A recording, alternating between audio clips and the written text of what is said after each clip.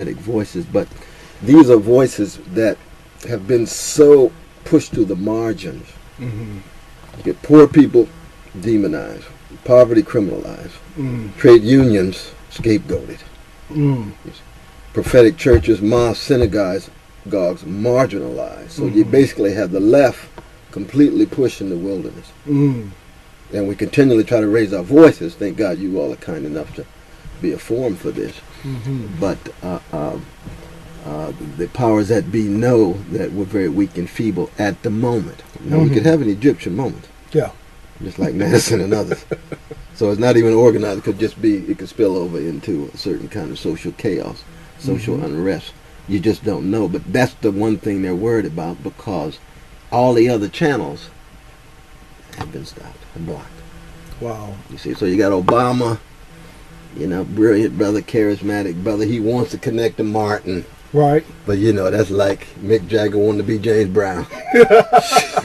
Not working so well. Mick got a lot of money and he's talented, but he's not James Brown. Right. See, he go to the Apollo, he find out who the real James Brown is. Right.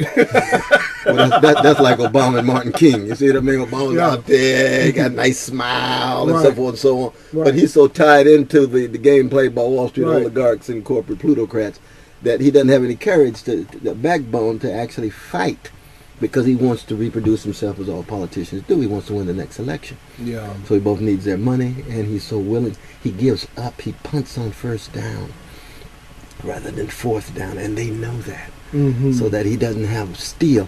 FDR was in a different situation. He had a social movement, a trade union movement, and he had backbone. But he came from the ruling class. You see, he was a Tory from Hyde Park, New York. So he knew the folk who he was critical of. Yes. And he committed kind of class suicide. Barack's the exact opposite. He's parvenu. He's brand new. He wants to be accepted by these folks. So when he wins, what does he do? Geithner, Wall Street oligarch. Yeah. Larry Summers supported deregulating of derivatives in 2000. He brings in the very folk who were responsible for the financial catastrophe. Right.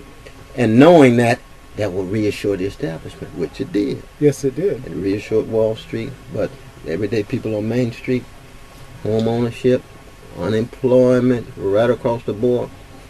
And now they're trying to trash these unions, especially the public sphere unions, which is nothing but just old